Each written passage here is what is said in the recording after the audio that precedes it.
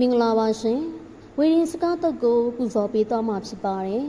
မြတ်စွာဘုရားမှဤသို့ဟောတော်မူ၏အတ္တတချင်းကိုပယ်၍အတ္တတချင်းမှရှောင်ခြင်း၏အပေးသည်ကိုယူခြင်းမှရှောင်ခြင်း၏ကာမတို့၌မှားသောအဖြစ်ကျင့်ခြင်းကိုပယ်၏လူသားပြောဆိုခြင်းကိုပယ်၏ဂုဏ်စကားကိုပယ်၏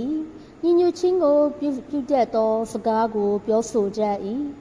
ကျင့်တန်သောစကားကိုပယ်၏ပြင်ဖြင်းသောစကားပြောဆိုခြင်းကိုပယ်၏အဘိဓမ္မာမမြအဖြတ်စည်းလိုသောစိတ်အကျဉ်အစီရှိ၏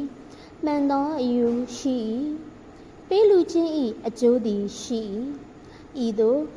တရားမှုညှတမှုကိုပြုလုပ်ခြင်းအကြောင်းကြောင့်နတ်ပြည်သို့ဥစ္စာရှိသောမင်းမျိုးမင်းနွယ်ဖြစ်သို့ဥစ္စာရှိသောပုံနာဖြစ်သို့